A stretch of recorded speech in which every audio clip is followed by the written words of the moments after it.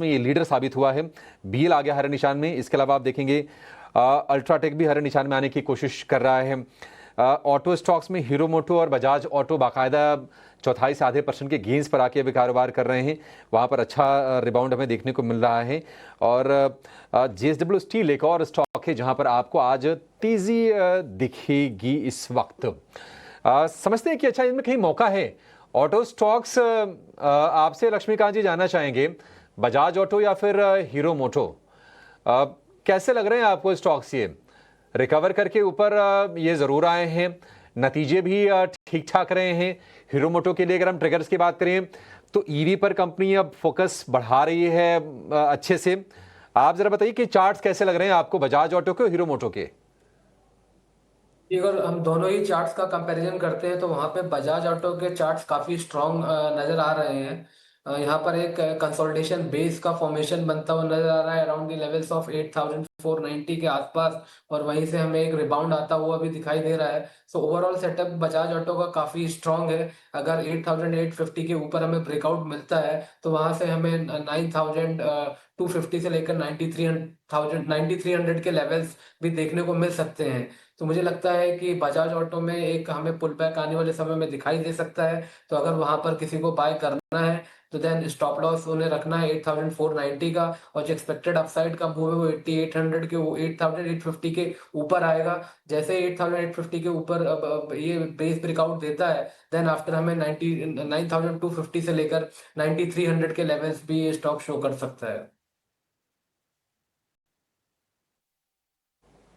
ठीक है, 9300 के लेवल्स भी ये स्टॉक दिखा सकता है। एक हम फंडामेंटल एक्सपर्ट से बातचीत कर रहे थे, उनका ये कहना था कि 10,000 रुपये के लेवल फिर से टेस्ट करने के लिए बजाज ऑटो तैयार दिख रहा है। नमीश भाई, एक मल्टीनेशनल कंपनी के बारे में जरा व्यू दीजिए। फार्मा स्पेस से है फाइजर। नंबर्स अच्छा आए थे और हर पैरामीटर पर उसके नंबर अच्छे रहे फाइजर के। हाल फिलहाल हम तेजी कमाल की देख रहे हैं फाइजर के शेयर में। एक ट्रिगर ये भी रहा कि 2-3 तरह के डिविडेंड कंपनी ने अनाउंस किए थे और 165 रुपये प्रति शेयर का तो डिविडेंड दे दिया। फाइजर डे हाई पे है। कितनी रफ्तार आप यहां से भी शेयर में देख रहे हैं? कि 5,500 तक का लक्ष्यांक शॉर्ट टर्म में देखने को मिल सकता है, ऐसा मेरा मानना है। क्योंकि अगर आप देखें चार्ट स्ट्रक्चर तो डेली चार्ट्स पे एक राउंडिंग बॉटम का एक फॉर्मेशन बना है, और ये पूरा पैटर्न जो कंप्लीट हो रहा है वो 5,450 5,500 के आसपास बन रहा है।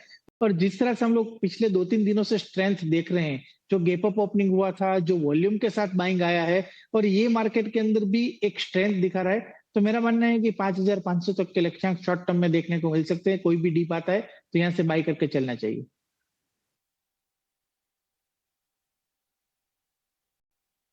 कोई भी डिप आए आप इसमें खरीदारी करके चलिए। फाइजर में मजबूती इसमें अभी और बनी रहेगी।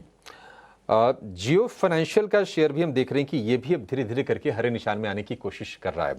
एक छोटे से ब्रेक के लिए रुकेंगे, लेकिन आप कहीं जाएगा नहीं, क्योंकि ब्रेक के बाद जब लौटेंगे तो आपके लिए बीटीएसटी और एसटीबीटी के ट्रेड समझेंगे। और सीमेंट वाले काउंटर्स में थोड़ा एक्शन बढ़ रहा है। अल्ट्राटेक हरे निशान में जरूर आए हैं, लेकिन इंडिया सीमेंट आप देखेंगे तो डे हाई पर इस वक्त कारोबार कर रहा है। 3.5-4% के आसपास के मूव्स हैं और सीमेंट में बाइंग होगी। थोड़ा हो सकता है पोजिशनल बेसिस पर भी लोगों के लिए मौके बन जाएंगे। उसकी पड़ताल करेंगे अपने एक्सपर्ट्स के माध्यम से एक छोटे से ब्रेक के बाद।